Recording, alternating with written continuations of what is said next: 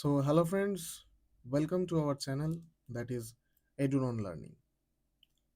তো কথা মতন আমরা চলে এসেছি আমাদের প্রাচীন ভারতের ইতিহাসের এনসিইআরটি সিরিজ নিয়ে, যেটিকে মূলত আমরা আর.এস. শর্মার অ্যানশিয়েন্ট হিস্ট্রির ওপর ভিত্তি করেই ক্লাসটি নিতে চলেছি।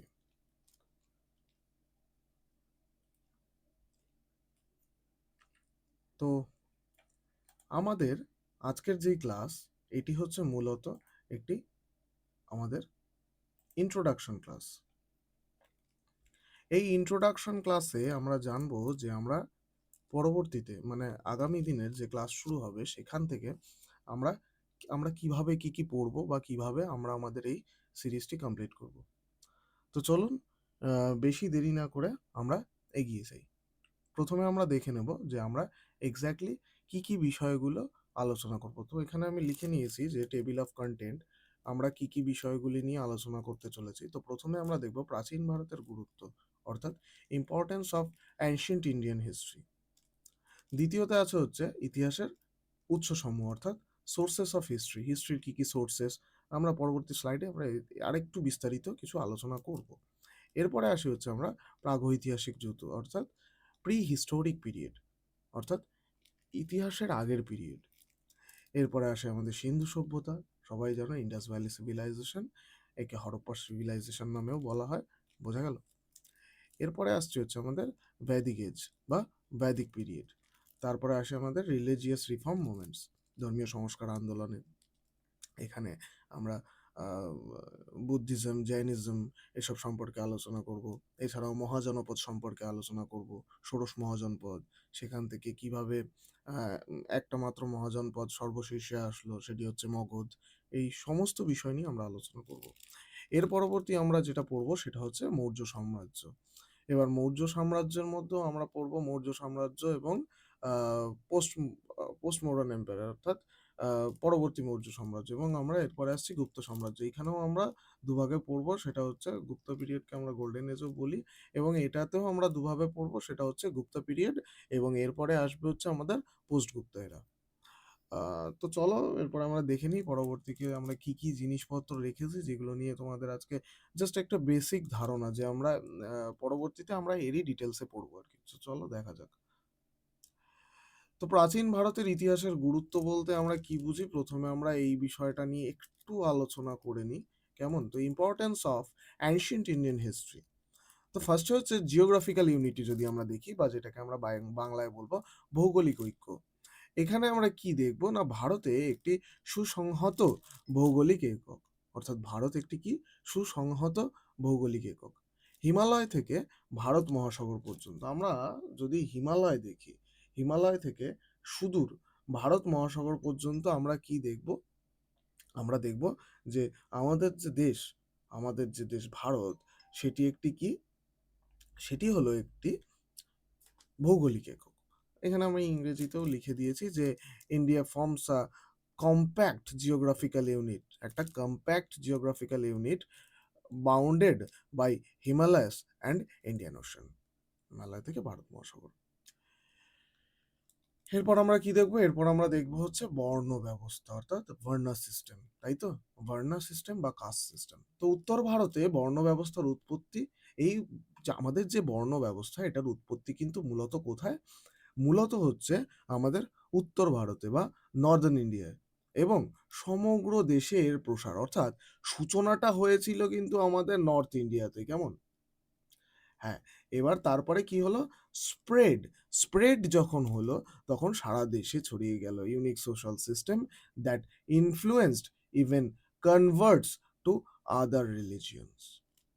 এরপরে আমরা চলে আসি ভাষাগত ঐক্য, লিঙ্গুইস্টিক ইউনিটি, ভাষাগতর জন্য যে ঐক্যতা। আমরা জানি আমাদের বর্তমান যে ভারত, আমাদের বর্তমান ভারতের যে সকল রাজ্যগুলি গড়ে উঠেছে সেগুলো কিন্তু ভাষার ওপর ভিত্তি করে। যেমন এই নিয়ে স্বাধীনতার পরে বেশ কিছু আন্দোলন হয়েছে, সেগুলো আমরা মডার্ন হিস্ট্রিতে দেখে নেব। সেখানেও বেশ ঝামেলা ঠামেলা হয়েছিল ভাষার ভিত্তিতে। তামিলনাড়ু, তোমার অন্ধ্রপ্রদেশ, এগুলো একটা ঝামেলা। তারপরে আমাদের এখানে বাংলা আসে, আসাম আসে, বিভিন্ন ভাষা, প্রত্যেকটা রাজ্যের তার তার নিজস্ব ভাষা আছে। তো এখানে বলেছে যে সংস্কৃত ও প্রাকৃত ভাষা সমগ্র ভারতবর্ষে একতার সূত্রপাত করে। অর্থাৎ এই যে আমাদের সংস্কৃত ভাষা এবং প্রাকৃত ভাষা, এই ভাষাটি আমাদের ইন্ডিয়াকে বা আমাদের ভারতবর্ষকে ইউনাইটেড করতে সাহায্য করে, একজোট বা একতার সূত্রে। Sanskrit and Prakrit served as lingua franca across the subcontinent, অর্থাৎ ইন্ডিয়ান সাবকন্টিনেন্টের কথা বলা হচ্ছে। আচ্ছা, এবার আসি আমাদের ইন্ডিয়া নামকরণ। আচ্ছা, আমাদের যে দেশের নাম ইন্ডিয়া, এটা তো একটা নামকরণের ব্যাপার আছে। অরিজিন অফ নেম, কোথা থেকে আসলো নামটা, কেনই বা এই নামটাই আমরা রাখলাম? তো বিদেশিরা প্রথম সিন্ধু নদীর তীরে বসবাসকারীদের দেখে ইন্ডিয়া নাম দেয়। আচ্ছা, এটার পেছনে ঘটনাটা কি, কেন সিন্ধুর তীরে? কারণ সিন্ধুকে আমরা ইংরেজিতে কি বলি? ইন্ডাস। ঠিক আছে? সেখান থেকেই ইন্ডাস, ইন্ডাস ভ্যালি সিভিলাইজেশন, অর্থাৎ সিন্ধু সভ্যতা। সেখান থেকেই আমরা দেখতে পাচ্ছি ইন্ডাস। সো ব্রিটিশরা, সরি, ভুল, মাফ করবেন। তো তখন তারা ঠিক করলেন যে ইন্ডাস, তাই তো?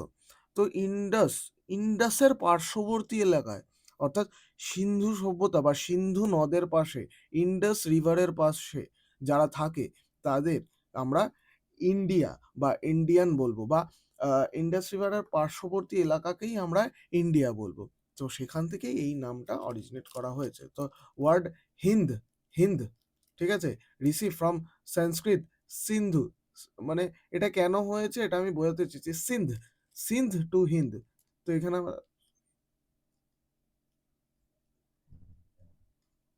আমরা যদি সিন্ধ দেখি, সিন্ধ থেকেই কিন্তু হিন্দ কথাটি এসছে, সিন্ধ টু হিন্দ। তো সংস্কৃত সিন্ধু নেমড বাই ফরেনার্স, বিদেশিদের দ্বারা এবং যারা লেখেন তাদের দ্বারাই এটা করা হয়েছে। আচ্ছা, এরপর আসা হচ্ছে আমাদের সাংস্কৃতিক ঐক্য, অর্থাৎ কালচারাল ইউনিটি। আমরা আমাদের যে সংস্কৃতি, তার মাধ্যমে আমরা ঐক্যবদ্ধ হই। আমাদের যে কালচার, আমাদের প্রত্যেকেরই নিজস্ব নিজস্ব কালচার আছে, প্রত্যেকটা এলাকার নিজস্ব নিজস্ব জায়গা আছে। তোমরা যদি দেখো, এখন যদি রাজস্থানে যাও, রাজস্থানের একরকম কালচার। আমরা যদি বিহারে যাই, বিহারের একরকম কালচার। ইউপির একরকম কালচার। পাঞ্জাব হরিয়ানার একরকম কালচার। আমরা যদি শুধু দক্ষিণ ভারতের দিকে আসি, তামিলনাড়ুর একরকম কালচার, কেরালার একরকম কালচার। তো এর দ্বারাই বোঝা যাচ্ছে। ঠিক আছে? তো রামায়ণ এবং মহাভারত সমগ্র ভারতবর্ষে একই উৎসাহে পঠিত হয়। ঠিক আছে? এপিক স্টাডিজ, এগুলো কি একেকটা এপিক তো? Epic studies with same zeal from Tamil Nadu to Varanasi. মানে আমরা যদি দেখি শুধু দক্ষিণ ভারত থেকে উত্তর ভারত, অর্থাৎ তামিলনাড়ু থেকে যদি আমরা বারাণসী অব্দি বা ইউপি অব্দি দেখি, তো একইভাবেই কিন্তু পঠন পাঠন হয়। আচ্ছা, এখানে কিছু পরীক্ষার আমরা টিপস দিলাম। কি আছে? এখানে বলেছে যে ভারতের ভৌগোলিক ঐক্য, আমাদের যে ভারতের ভৌগোলিক ঐক্যটা যেটা আমরা দেখলাম, এটা কিন্তু প্রায় কিন্তু তোমাদের কম্পিটিটিভ কোয়েশ্চেন্সে আসে। সেটা ইউপিএসসি প্রিলিমসও হতে পারে, কিংবা তোমরা যদি দেখো এসএসসিতে, এসএসসি সিজিএল এ, সিএইচএসএল এ, যেখান থেকে হিস্ট্রি রিলেটেড থাকে সেখান থেকে কিন্তু আসে। হ্যাঁ, রেলওয়েতে একটু কম আসে, গ্রুপ ডিতে কম আসে, কিন্তু তোমরা যদি দেখো আরআরবি এনটিপিসির দিকে তোমরা পেয়ে যাবে। যদি অ্যানশিয়েন্ট হিস্ট্রির ভাগ কম, বাট তাও আমাদের কিন্তু বিষয়গুলো নেগলেক্ট করে গেলে চলবে না। এড়িয়ে যাওয়া মানেই বিপদ। আমাদের কিন্তু পঠন পাঠনের সময় সবই পড়তে হবে, কিন্তু যখন তোমরা পিওয়াইকিউ সলভ করবে ইন ফিউচার, দেন কোনো প্রবলেম হবে না। আচ্ছা, এইখানে আমরা যেই ফ্যাক্টটা পড়ছি, সিন্ধু, হিন্দ, ইন্ডিয়া, নামকরণের ক্রম মনে রাখুন। আচ্ছা, এই ক্রমটা, এই ক্রোনোলজিটা মনে রাখার দরকার। ফার্স্ট আসলো সিন্ধ বা সিন্ধু, তারপর আসলো হিন্দ, হিন্দ থেকে ইন্ডিয়া। ঠিক আছে? হিন্দ, হিন্দাস, ইন্ডাস, বোঝা গেল? এইভাবেই এই উচ্চারণের জাস্ট একটু ১৯-২০-এর কারণেই কিন্তু আমাদের এই সুন্দর নামটি এসছে।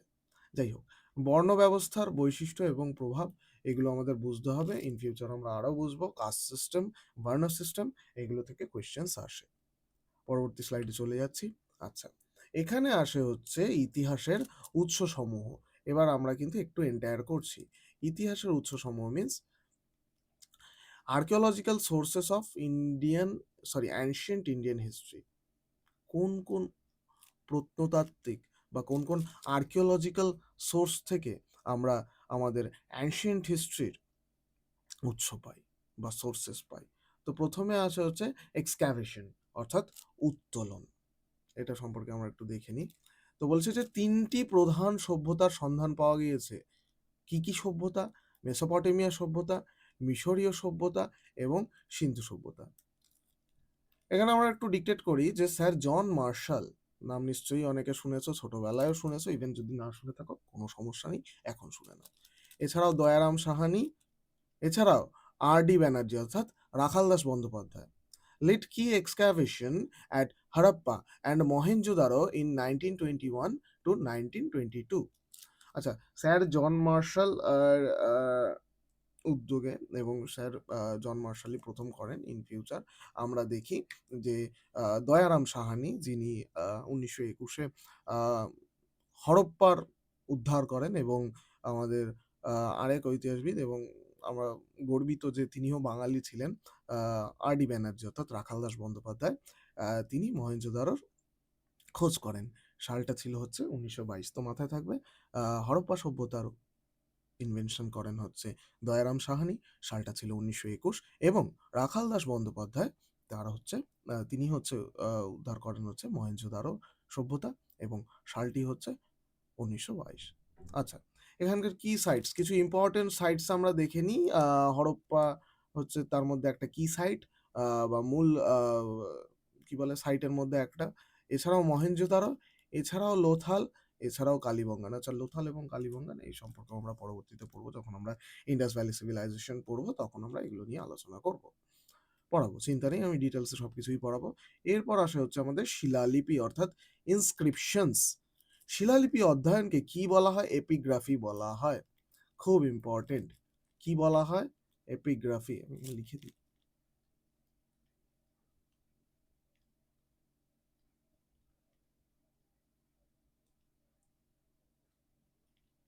বোঝা গেল? তাহলে শিলান্যাসকে কি বলা হয়? এপিগ্রাফি। এটা কিন্তু খুব খুব ইম্পর্টেন্ট। তো অশোকের শিলালিপি সবচেয়ে কিন্তু গুরুত্বপূর্ণ, ঠিক আছে? Ashoka's edicts in Brahmi and Kharashti script provide valuable historical information about his region and policies. তো আমরা যদি অশোকের ব্রাহ্মী এবং খরষ্টি লিপির যে স্ক্রিপ্ট পাই, সেখান থেকে আমরা কিন্তু প্রচুর ঐতিহাসিক তথ্য পাই, যেটা অশোকের ধম্ম এবং অশোকের নীতি নিয়ে আলোচিত। এগুলো আমরা ডিটেলসে পড়বো যখন আমরা অশোক যখন পড়বো, আমরা যখন সম্রাট অশোককে পড়বো, ওই চ্যাপ্টারটা যখন পড়বো তখন আমরা এগুলো আরো ডিটেলসে ব্যাখ্যা করবো। তো এখানেরও কিছু ইম্পর্টেন্স আছে, যেমন হস্তি গুম্ফা বা হাতি গুম্ফা যাই বলো, এছাড়াও এলাহাবাদ প্রশস্তি বা এলাহাবাদ পিলার, এছাড়াও আইহোল পিলার বা আইহোল প্রশস্তি। এগুলোও খুব ইম্পর্টেন্ট, এগুলো আমরা পরে এ নিয়ে আরো আলোচনা করবো। আচ্ছা, এরপরে আসে হচ্ছে আমরা মুদ্রা বা কয়েন্স। মুদ্রা অধ্যয়নকে কি বলা হয়? নিউমেসমেটিক্স বলা হয়। এখানে আছে, আমি লিখে দিয়েছি যদিও, পাচ্ছি না ইতিমধ্যে। আচ্ছা আচ্ছা, এই তো, হ্যাঁ। আচ্ছা, নিউমেসমেটিক্স, মুদ্রা অধ্যয়ন, এটা আমি পরে পড়ছি, আসছি। তো এইগুলো অর্থনীতি এবং বাণিজ্যের সাক্ষী, ইকোনমিক্স অ্যান্ড কমার্সের এগুলো সাক্ষী। সেই সময়ের অর্থনীতি কীরকম ছিল, বা সেই সময় আমরা এই মুদ্রাগুলোর মাধ্যমে জানতে পারি যে সেই সময় আমাদের এক্স্যাক্টলি আদার্স কাদের সাথে ব্যবসা বাণিজ্য ছিল, বা আমাদের অর্থনৈতিক অবস্থা কিরকম ছিল, কতটা ভালো বা কি ছিল, এগুলো সম্পর্কেও কিন্তু আমরা ধারণা করতে পারি। সো এখানে বলেছে যে কয়েন্স রিভিলস ইকোনমিক কন্ডিশন, অর্থাৎ কয়েন কি রিভিল করে? ইকোনমিক কন্ডিশনস রিভিল করে। এছাড়াও কি করে? ট্রেড রিলেশন, অর্থাৎ বাণিজ্যিক সম্পর্ক, অ্যান্ড রিলিজিয়াস অ্যাফিলেশনস অফ রুলার্স। বোঝা গেল? আচ্ছা, এছাড়াও কি আছে? Punch marked coins are the oldest. আচ্ছা, এখানেও আছে কি কি টাইপসের মধ্যে, তার মধ্যে একটা টাইপস আছে হচ্ছে পাঞ্চ মার্ক কয়েন, এছাড়াও আর আছে হচ্ছে ইন্দো গ্রিক কয়েন, এছাড়াও আসে কুশানিয়ান কয়েন, এছাড়াও গুপ্তাস কয়েন। অর্থাৎ প্রত্যেক রাজা বা প্রত্যেক বংশ বা যাই বলো, সাম্রাজ্য বা যুগ, যে যেটাই বলো, প্রত্যেক রাজার সাম্রাজ্য, তো তারা প্রত্যেকেই আসার পরে তার কি কি আইডেন্টিটি করবে? এটা তো আর এখন না যে ভারত সরকার সে যেই তোমার যেই প্রধানমন্ত্রী আসুক তার ছবি লাগিয়ে করবে, এটা তো হতে পারে না, না?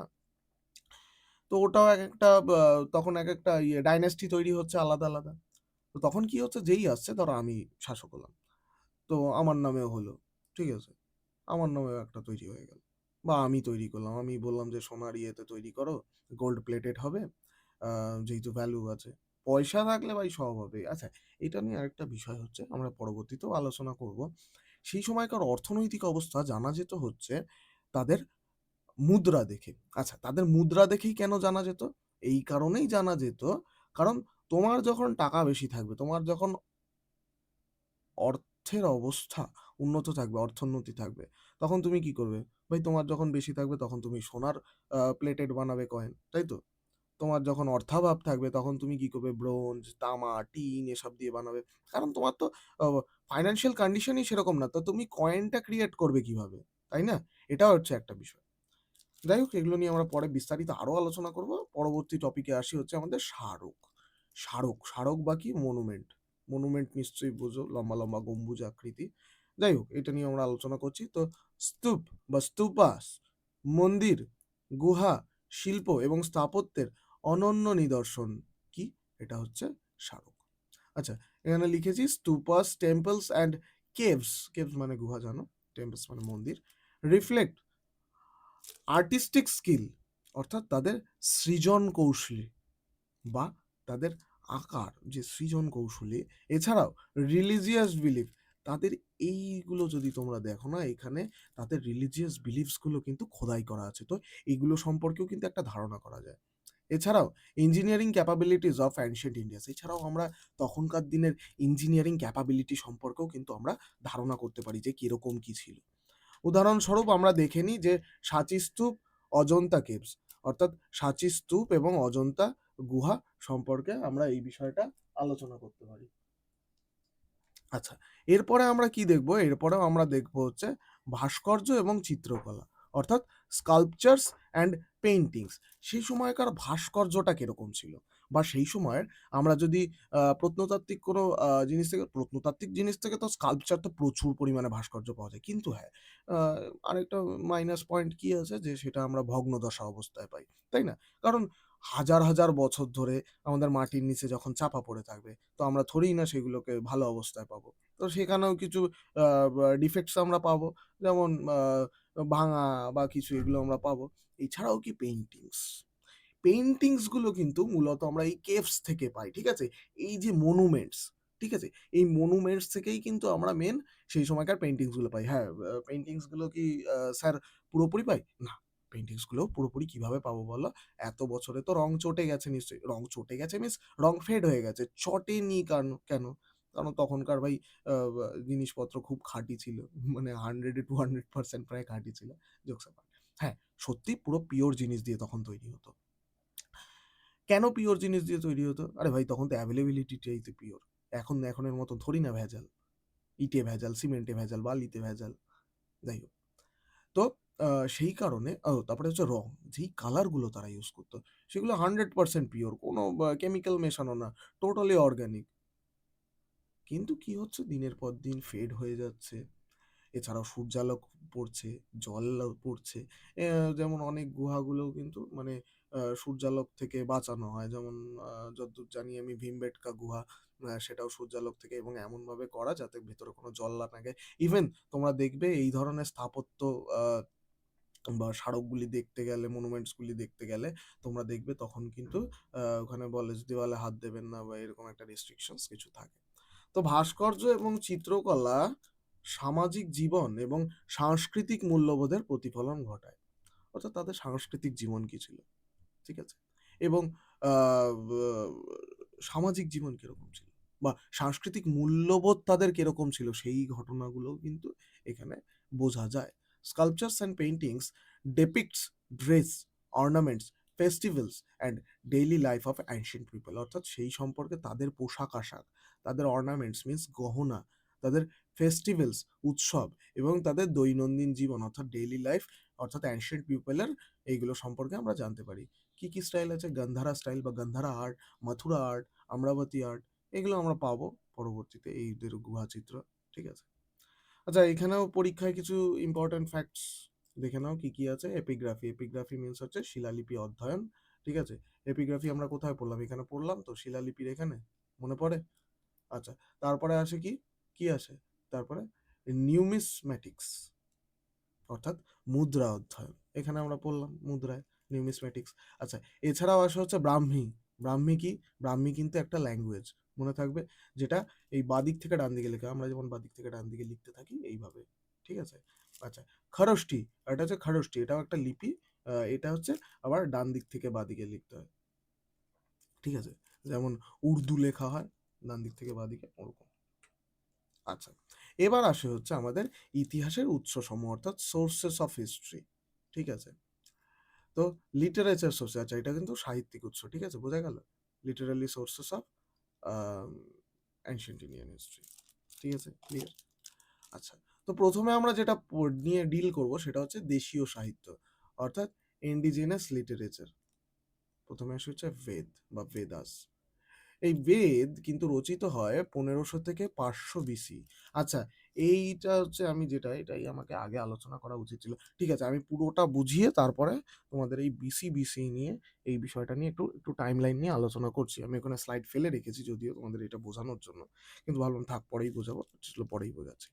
তো আচ্ছা, বেদ কয় প্রকার, কি কি? বেদ আমরা জানি 4 প্রকার: ঋগ্বেদ, সামবেদ, যজুর্বেদ এবং অথর্ববেদ।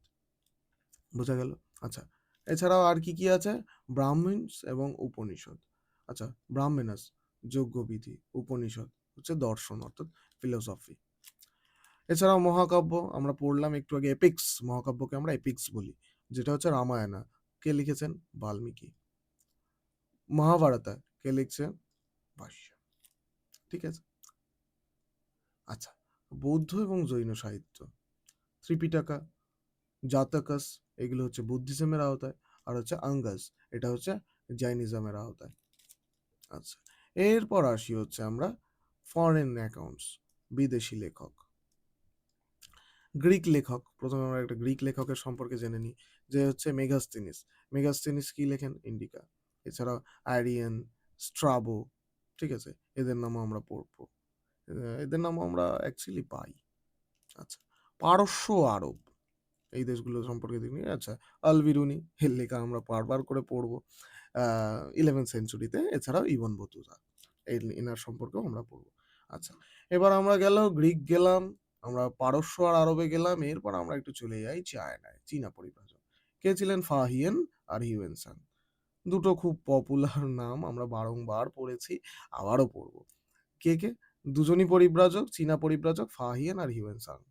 স্পেলিং গুলো একটু দেখবে, যারা যারা ইংলিশ মাধ্যমে হবেন, কারণ এগুলো যেহেতু Chinese pronounce, so that's why এগুলো একটু চেঞ্জ, এগুলো এগুলো তো ইংরেজি না, তাই। তো চীনা পরিব্রাজক ফাহিয়েন 4th সেঞ্চুরি, আর হিউয়েন সাং আসেন পরে 7th সেঞ্চুরি। সরি, মাফ করবেন, আগে তো হিউয়েন সাং, ফাহিয়েন। আচ্ছা, এছাড়া আমরা কি পড়বো?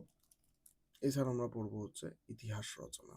আচ্ছা, কলহনের Rajatarangini, Kalhana's Rajatarangini, 12th century, Kashmir king, ঠিক আছে? এই বিষয়টাও আমরা পরবর্তীতে পড়বো। খুব তো উল্লেখ নেই, বাট পরীক্ষা আসার মতন একটু উল্লেখ আছে। আচ্ছা, বেদ 4 প্রকার, এখানে আমরা পড়লাম কি কি। প্রথম আসে হচ্ছে ঋগ্বেদ। ঋগ্বেদ হচ্ছে প্রাচীনতম বেদ, এর হচ্ছে 1228টি সূত্র আছে, যেটা সূত্র হবে, ঠিক আছে, সরি একটু মিস্টেক,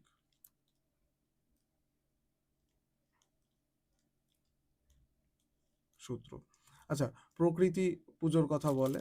আচ্ছা, ওল্ডেস্ট বেদা, ঠিক আছে, hymns two nature goods like Indra, অগ্নি, বরুণা। আচ্ছা, তখন কিন্তু প্রকৃতিদের পুজো করা হতো, অর্থাৎ আমরা যদি অগ্নিকে দেখি, আগুনের পুজো করা হতো, বরুণ, এছাড়াও ইন্দ্র, জল আর বিদ্যুৎ, এগুলোর কথাই বলা হয়েছে। আচ্ছা, এছাড়াও হচ্ছে সামবেদ। সামবেদ এবার কি? আমরা ঋগ্বেদ নিয়ে ডিল করলাম, এবার সামবেদ, গানের জন্য কিন্তু মূলত, ঠিক আছে। আচ্ছা, 1549টি সূত্র, আবার সেম এখানে সূত্র হবে, ঠিক আছে।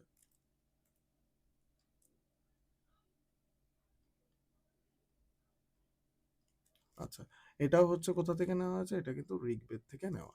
আচ্ছা, books of chants, hymns set in the music of rituals, এটা কিন্তু মূলত মিউজিকের জন্যই বানানো হয়েছে। আচ্ছা, এরপরে আসে হচ্ছে আমাদের যজুর্বেদ। হুম, যজ্ঞের বিধি, প্রার্থনা, Krishna, Shukla, Yajurveda. Sacrificial formulas and rituals, black and white Yajurveda. ঠিক আছে, এরপরে আসে হচ্ছে অথর্ববেদ। এখানে হচ্ছে জাদুটোনা, চিকিৎসা বিষয়ক মন্ত্র, 711টি সূত্র। ঠিক আছে, আচ্ছা, spells, charms and early medical knowledge. এখানে চিকিৎসা বিষয়ক এবং জাদুটোনা মিন্স হচ্ছে ওই কালা জাদু, তন্ত্রমন্ত্র এইসব নিয়ে কিন্তু আলোচনা করা হয়েছে। এইটাই কিন্তু সেখানকার একটা সোর্সেস। সেখান থেকেই আজকালকার যত সাধকরা আছে বা আহ, এই যারা তন্ত্রমন্ত্র করে তাদের সাধুকিতে বলে, তো তাদের কিন্তু এখান থেকেই এডুকেশনটা মূল নেওয়া। আচ্ছা, যারা গান নিয়ে করে এই যে ক্লাসিক্যাল সঙ্গীত, যে আমাদের ক্লাসিক্যাল মিউজিক, তো সেগুলো কিন্তু সব সামবেদ থেকে। বোঝা গেল? আচ্ছা, এছাড়াও যে আমাদের পুরোহিতরা যে যজ্ঞ করেন, তো যজ্ঞের বিধি, প্রার্থনা এসব নিয়ে যখন আলোচনা, তখন কিন্তু আমরা যজুর্বেদের নাম অবশ্যই মনে রাখবো। বোঝা গেল?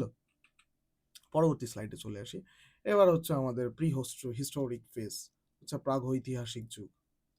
Stone age India, evolution of human civilization. প্রস্তর যুগ প্রথমে আমরা যদি, আচ্ছা, আমি এখানে কিন্তু বেসিক বেসিক পড়ে বেরিয়ে যাচ্ছি, কারণ পরবর্তীতে আমরা কিন্তু এগুলো সম্পর্কে আবার পড়বো। প্রথমে হচ্ছে প্যালিওলিথিক এজ, আচ্ছা, যেটা হচ্ছে ওল্ড স্টোন, শিকার এবং খাদ্য সংগ্রহের যুগ, প্রাকৃতিক আশ্রয় এখানে ব্যবহার করা হয়। এছাড়াও আছে হচ্ছে লোয়ার প্যালিওথিক এজ, হ্যান্ডহেক্স, ক্লেভার্স। এছাড়া আপার প্যালিওথিক এজে হচ্ছে ব্লেডস অ্যান্ড হচ্ছে বিউরিনস। আচ্ছা, ওল্ড স্টোন এজেরই এটা ভাগ, হচ্ছে লোয়ার প্যালিওথিক এজ, আপার প্যালিওথিক এজ, মিডিল প্যালিওথিক এজ। ঠিক আছে, এইগুলো তিন ধরনের হয়। আর এখানে হচ্ছে ফ্লেক টুলস হচ্ছে খুব ইম্পর্টেন্ট। আচ্ছা, আরেকটা ইম্পর্টেন্ট, প্রস্তর যুগের টাইম পিরিয়ড। বোঝা গেল? 2 মিলিয়ন থেকে 10,000 বিসি, অর্থাৎ 2 লক্ষ থেকে 10,000 বিসি। আছে উল্টো কেন? বিসির কারণে আসছি আমি এই বিষয়টা নিয়ে। আচ্ছা, সাইটস এখানে কি আছে? ভীমবেটকা, নর্মদা ভ্যালি। আচ্ছা, মধ্যপ্রস্তর যুগ হচ্ছে মেসোলিথিক পিরিয়ড। আচ্ছা, ট্রানজিশনাল ফেজ অর্থাৎ ছোট পাথরের যন্ত্র, মাইক্রোলিথস। এছাড়াও পশুপালনের সূচনা। আচ্ছা, টুলস কি কি এখানে? মাইক্রোলিথস অর্থাৎ স্মল স্টোনস টুলস, অর্থাৎ ছোট পাথরের টুল। আচ্ছা, সাইটগুলো কি কি? গুজরাট আছে, রাজস্থান আছে, নর্মদা আছে, অর্থাৎ নর্মদা নদীর তীরে যেটা আর কি। আচ্ছা, লাইফস্টাইল এখানকার কেমন? হান্টিং প্লাস আর্লি হার্ডিং, অর্থাৎ শিকার কার্য। ঠিক আছে, এছাড়াও আর্টে কি কি আছে? Rock painting at Bhimbetka. ভীমবেটকার ওই যে গুহার পাথরের যে পেন্টিংটার কথা আমি একটু আগে বললাম, মনে পড়ে? সেটার কথাই এখানে কিন্তু বলছে। এবার আমরা আসছি নব্যপ্রস্তর যুগ বা নিওলিথিক পিরিয়ড। প্রত্যেকে যারা ইংলিশে এক্সাম দেবে এই টার্মগুলো মনে রাখবে, ইংরেজি নামগুলো। প্যালিওলিথিক, যেমন হচ্ছে এখানে প্যালিওলিথিক পিরিয়ড, এখানে হচ্ছে মেসোলিথিক পিরিয়ড, এবং এখানে হচ্ছে নিওলিথিক পিরিয়ড। এইগুলো সম্পর্কে কিন্তু বাংলা যারা, এছাড়াও তোমরা বাংলা ইংরেজি দুটো ভাগই বুঝে রাখতে পারো, ইন ফিউচার অনেক সুবিধা হবে। আচ্ছা, মধ্যপ্রস্তর যুগ বা নিউ স্টোন এজে এখানে কি আছে? কৃষির বিপ্লব, চাষাবাদ, পশুপালন, স্থায়ী বসতি। টুলস কি কি? পলিশ স্টোনস টুলস, অর্থাৎ অর্থাৎ মসৃণ পাথরের হাতিয়ার। আচ্ছা, যত দিন বাড়ছে, এখান থেকে যত এদিকে দিন বাড়ছে, তত তোমাদের কি হচ্ছে? তত কিন্তু পাথর হচ্ছে আরো মসৃণ হতে থাকছে, আরো ছোট হতে থাকছে। এই দুটো কিন্তু জিনিস মাথায় রাখবে। এটা নিয়ে আরো বলবো আমি। আচ্ছা, ইনভেনশন কি কি পাওয়া গিয়েছে নব্যপ্রস্তর যুগে? হুইলস অর্থাৎ চাকা, পটারি পাওয়া গিয়েছে, ওয়েভিং পাওয়া গিয়েছে। ক্রপস কি কি? চাষের জিনিস মানে কি কি জিনিস শস্য চাষ হতো? Wheat, barley, rice cultivation. বোঝা গেল? সাইটস কি কি? মেহেরগড় সাইট, এছাড়া হচ্ছে চাইন্দ টাইমস, সরি, চিরান্দ। আচ্ছা, আর হচ্ছে বুরজাহম। হুম, এখানেও পরীক্ষার জন্য কিছু গুরুত্বপূর্ণ আছে, যেটা হচ্ছে প্যালিওলিথিক, যেমন হাতুড়ি, করতি, যেমন হচ্ছে হ্যান্ড অ্যাক্স, আর হচ্ছে ক্লেভার্স। আচ্ছা, এছাড়াও হচ্ছে ভীমবেটকার গুহা। আচ্ছা, মেসোলিথিক পিরিয়ড, মেসোলিথিক হচ্ছে মাইক্রোলিথস। মাইক্রোলিথস মানে এখানে আমরা পড়লাম যেটা হচ্ছে ছোট পাথরের যন্ত্র, মানে ধীরে ধীরে প্যালিওলিথিকে যা ছিল তার থেকে আস্তে আস্তে ছোট হতে থাকে। এছাড়াও কি শিকার করতে করলো, এছাড়াও খাদ্য উৎপাদনের সূচনা। ঠিক আছে, এই পয়েন্টস গুলো ইম্পর্টেন্ট। আচ্ছা, এরপর আসি হচ্ছে আমরা নিওলিথিকে, যে এখানে আমরা কি দেখতে পাচ্ছি? চাষাবাদ অর্থাৎ এগ্রিকালচার। এছাড়াও আমরা চাকা দেখতে পাচ্ছি, মৃৎপাত্র অর্থাৎ পটারিও দেখতে পাচ্ছি। আচ্ছা, গুরুত্বপূর্ণ স্থান, ইম্পর্টেন্ট প্লেসেস, ভীমবেটকা যেটা বর্তমানে মধ্যপ্রদেশ, যেখানে হচ্ছে রক শেল্টার্স আছে। মেহেরগড়, মেহেরগড় হচ্ছে বর্তমান পাকিস্তানে। আর্লিয়েস্ট ফার্মিং, সব থেকে পুরনো এখানে চাষবাস হতো। আচ্ছা, বুরজাহোম, এটাও কাশ্মীরের। পিট ডুয়েলিংস, ঠিক আছে। আচ্ছা, আচ্ছা, চিরাঁদ, বিহার, এখানে রাইস কাল্টিভেশন, অর্থাৎ কি হতো, ধান চাষ হতো। এবার চলে আসি আমরা একটু সিন্ধু সভ্যতা সম্পর্কে। সিন্ধু সভ্যতা বা হারাপ্পান সিভিলাইজেশন 2600 থেকে 1900 BC, world's oldest urban culture, মানে পৃথিবীর সব থেকে পুরনো আরবান কালচার। বা আরবান মানে জানা আছে তো কি, শহর। রুরাল মানে হচ্ছে গ্রাম, আরবান মানে হচ্ছে শহর। প্রথম শহর। আবিষ্কার কি করে আমরা পড়লাম এর আগে, ডিসকভারি 1921 সালে দয়ারাম সাহানি হরপ্পার আবিষ্কার করেন। Dayaram Sahni and R D Banerjee হচ্ছে মহেঞ্জোদারো, মনে পড়ে? কার আন্ডারে করে, হচ্ছে স্যার জন মার্শালের আন্ডার। স্যার জন মার্শাল ছিলেন মেন লিডার, কিন্তু তারপরে এনারা, ওই হয় না মানে মেন ম্যানেজার, তারপরে কিছু সাব ম্যানেজার থাকে, মানে টিএল, টিম লিডার টাইপের, ওনারা হচ্ছে ওরকম আর কি। আচ্ছা, এর হচ্ছে আমরা জিওগ্রাফিক্যাল এক্সটেনশন বা ভৌগোলিক বিস্তারটা একটু দেখে নিই, এক্সটেন্ড কতটা হয়। 12,99,600 বর্গ কিলোমিটার। মিশর এবং মেসোপটেমিয়ার চেয়েও কিন্তু এই সভ্যতা বড়, অর্থাৎ সিন্ধু সভ্যতা অনেক কিন্তু বড় সভ্যতা একটা। নগর পরিকল্পনার বৈশিষ্ট্য কি কি? আচ্ছা, গ্রিড সিস্টেম, গ্রিড মানে জানা আছে এইভাবে, সরি আমি বেঁকিয়ে দিলাম, এই এই এই আচ্ছা, এটা কি এবার আমি বলছি। সুপরিকল্পিত গ্রিড রাস্তা মানে রাস্তাগুলো একদম 90 ডিগ্রি অ্যাঙ্গেলে হবে, ঠিক আছে। আমাদের মতন এরকম ব্যাকাতারা কিছু হবে না, একদম প্রপার 90 ডিগ্রি অ্যাঙ্গেলে হচ্ছে এই পুরো সিভিলাইজেশন, পুরো কিছু আছে। আচ্ছা, ব্রিক্স, ইট, আকারে একই ইট, ব্রিক্সের সাইজটা কিন্তু এটা হবে, ঠিক আছে, 1:2:4 রেশিও। ড্রেনেজ সিস্টেম, আধুনিক নিকাশি ব্যবস্থা, পুরো একদম ঢাকা ড্রেন, আমাদের এখনো কর্পোরেশন এলাকায় যেমন ঢাকা ড্রেন, ওরকম। সিটাডেল, সিটাডেল কি জিনিস? উঁচু দুর্গ বা নিম্ন শহর, ঠিক আছে। দু ধরনের হতো, একটা হচ্ছে উঁচু এলাকা যেটাকে সিটাডেল বলা হতো, এবং একটা হচ্ছে নিম্ন এরিয়া। সাধারণত মনে করা হয় যে উঁচু এরিয়ায় অ্যাডমিনিস্ট্রেটিভ কাজগুলো হতো। অ্যাডমিনিস্ট্রেটিভ কাজ মিন্স প্রশাসনিক কাজগুলো, মানে উঁচু জায়গায় হচ্ছে এইগুলো হতো, এবং নিচু জায়গায় হচ্ছে চাষাবাদ এবং সাধারণ মানুষের বসবাস, এবং উঁচু জায়গায় তারাই থাকতেন যারা অ্যাডমিনিস্ট্রেটিভ অফিসার ছিলেন বা সরকারি কাজকর্মগুলি করতেন সেই এলাকার, তারাই ওখানে থাকতেন। আচ্ছা, প্রধান স্থান এবং তাদের বৈশিষ্ট্য, এখানে কিছু প্রধান স্থান সম্পর্কেও আলোচনা করা হয়, যেমন হচ্ছে হারাপ্পা, এখানে গ্র্যানারিস এবং বুলক কার্টস, ঠিক আছে, শস্য মজুত করার যে জায়গা গ্র্যানারিস, এছাড়াও বুলক কার্টস পাওয়া গেছিল। ধোলাভিরায় কি পাওয়া গেছে? ওয়াটার ম্যানেজমেন্ট, ঠিক আছে, জলের যে ব্যবস্থা। মহেঞ্জোদারো, গ্রেট বাথ, বড় যে একটা স্নানাগার পাওয়া গেছে সেটা। এছাড়াও ব্রোঞ্জ স্ট্যাচু কিন্তু এখানে পাওয়া গিয়েছে। ওই যে ব্রোঞ্জ স্ট্যাচু বলতে ওই যে মহিলার যে ব্রোঞ্জ স্ট্যাচুটি সেটা পাওয়া গেছে। কালীবাঙ্গানে ফায়ার আল্টার্স পাওয়া গিয়েছে। এছাড়াও প্লাউড ফিল্ডস পাওয়া গেছে, চাষাজমি পাওয়া গিয়েছে। লোথালে কি আছে? লোথালে ডকওয়ার্ড, অর্থাৎ কি, বন্দর, পোতাশ্রয়। এছাড়াও বিয়ার্ড ফ্যাক্টরি, ঠিক আছে, বিট ফ্যাক্টরি পাওয়া গেছে। চানহুদারো, ব্রেড ফ্যাক্টরি, আর হচ্ছে নো সিটাডেল। চানহুদারোতে, মাইন্ড ইট, এখানে কিন্তু কোনো সিটাডেল পাওয়া যায়নি, মাইন্ড ইট। তাহলে এটা কি, গরিবদের জায়গা, মানে এইভাবে মনে রাখবে আর কি, চানহুদারও গরিবদের জায়গা, এখানে সিটাডেল পাওয়া যায়নি মানে গরিবদের জায়গা, ব্যাস ভাই। আচ্ছা, এর আবার তিনটি পর্যায়, কিসের তিনটি পর্যায়? এই যে আমাদের যে সিন্ধু সভ্যতা, এর তিনটি পর্যায় কি কি? প্রথমে হচ্ছে আর্লি হারাপ্পান এজ, ঠিক আছে। আচ্ছা, হারাপ্পান এজটা মনে আছে? 2600 থেকে 1900 বিসি, অ্যাজাম্পশন করে নিও, ঠিক আছে। আচ্ছা, তো এটা হচ্ছে আর্লি হারাপ্পান, হচ্ছে 3300 থেকে 2600 বিসি, ঠিক আছে। এখানে হচ্ছে ফর্টিফিকেশন ছিল, দুর্গ ব্যবস্থা ছিল, এবং হচ্ছে রিগনালাইজেশন। এছাড়াও ম্যাচিওর হারাপ্পান এজ কোনটা ছিল? 2600 থেকে 1900 বিসি, ফুল আরবানাইজেশন এবং রাইটিং সিস্টেম। লেট হারাপ্পান যুগ 1900 থেকে 1300, ডিক্লাইন হলো। এবার এই জায়গায় কি হলো? হরপ্পা সভ্যতার পতন হলো বা সিন্ধু সভ্যতার পতন হলো, এবং লোকেশনালাইজ। আচ্ছা, ধ্বংসের কারণগুলি কি কি? নদীর গতিপথ পরিবর্তন হলো, রিভার সোর্সেস চেঞ্জেস, এছাড়া বন্যা হলো। এগুলো মানে এগুলো কিন্তু অ্যাকচুয়ালি অ্যাজাম্পশন করা হয়, এইগুলো প্রত্যেকটাই কিন্তু অ্যাজাম্পশন বা ধরে নেওয়া হয়। আচ্ছা, জলবায়ুর পরিবর্তন হলো, ক্লাইমেট চেঞ্জ হলো। এছাড়াও আর্য আক্রমণ হলো, অর্থাৎ আরিয়ান ইনভেনশন। এটা নিয়েও খুব বিতর্কিত, এটাও ডিবেটেড। এখানকার যে লিপি আছে এখনো কিন্তু পাঠোদ্ধার হয়নি, স্ক্রিপ্ট নট। এরপর আমরা আসি হচ্ছে ভেদিক পিরিয়ড বা ভেদিক এজ। ভেদিক এজের টাইম পিরিয়ড হচ্ছে ঠিক ওরা যাওয়ার পরই, 1500 থেকে 600, foundation of Indian culture and society. প্রাথমিক বৈদিক যুগ অর্থাৎ প্রাইমারি ভেদিক এজ, এটা হচ্ছে 1500 থেকে 1000 বিসি। আচ্ছা, এই 1000 বিসি, ঠিক আছে, খুব মাইন্ডেড এই তারিখটা, 1000 বিসি। এই সময় কি হলো, এখানে কিন্তু লোহার ইনভেনশন হলো, ইনভেনশন অফ আয়রন। এটা কিন্তু খুব মাথায় রাখবে। আচ্ছা, আর্লি বেদিক, ঋগ্বেদিক পিরিয়ড, আর্যদের আগমন, ঋগ্বেদ রচনা, আদিবাসী সমাজ। পলিটি, এখানকার পলিটি কেমন ছিল? ট্রাইবাল সোসাইটি অর্থাৎ জনতে কিন্তু ভাগ ছিল। এছাড়াও কিং রাজাকে রাজন বলা হতো উইথ লিমিটেড পাওয়ার। রাজার কিছু লিমিটেড পাওয়ার ছিল। বলবে স্যার কেন রাজার লিমিটেড পাওয়ার ছিল?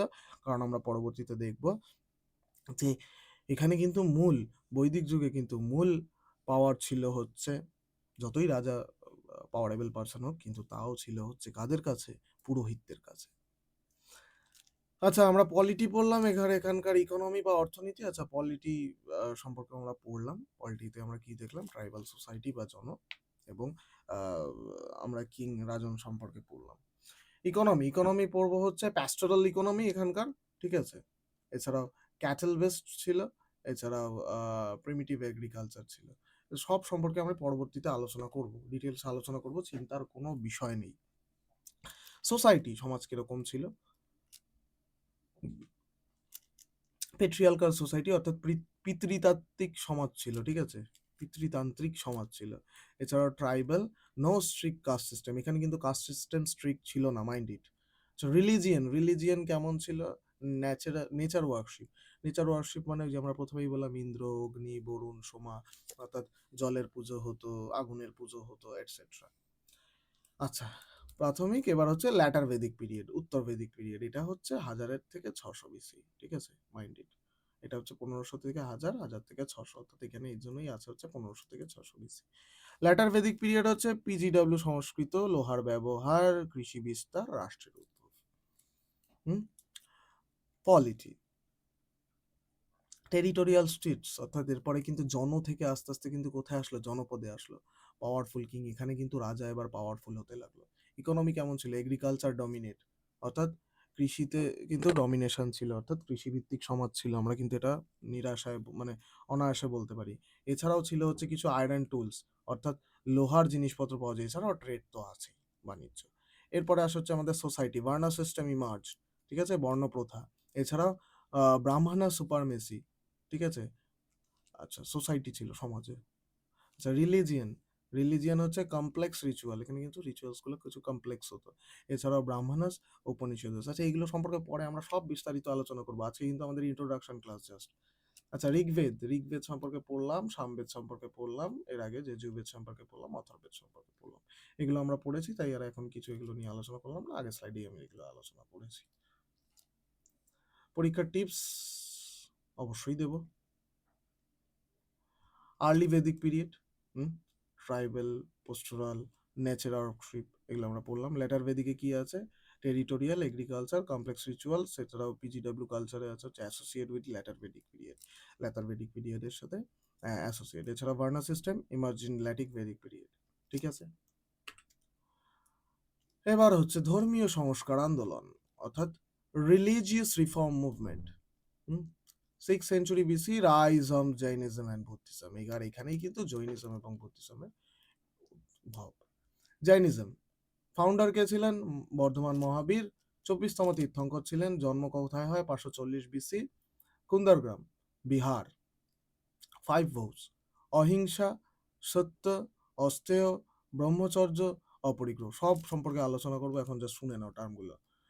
আচ্ছা, ত্রিরত্ন, সাম্যজ্ঞান, সদ্বিশ্বাস, সদাচার, ঠিক আছে। সেক্টস গুলো কি ছিল? শ্বেতাম্বর এবং দিগম্বর, দুভাগে বিভক্ত হয়ে যায়। আমরা জানি সাদা বস্ত্র এবং হচ্ছে দিগম্বর। একটা হচ্ছে নগ্ন বস্ত্র এবং একটা হচ্ছে সাদা বস্ত্র। বৌদ্ধ ধর্ম, গৌতম বুদ্ধ ফাউন্ডার ছিলেন। সিদ্ধার্থ, জন্ম কোথায়? 563-তে, নেপালের লুম্বিনী শহরে, ঠিক আছে। তার হচ্ছে শাক্য ক্ল্যান ছিল, তার হচ্ছে শাক্য গোষ্ঠী ছিল, জনগোষ্ঠী। এনলিজমেন্ট কি ছিল? 528 BC, বোধগয়া, বিহার।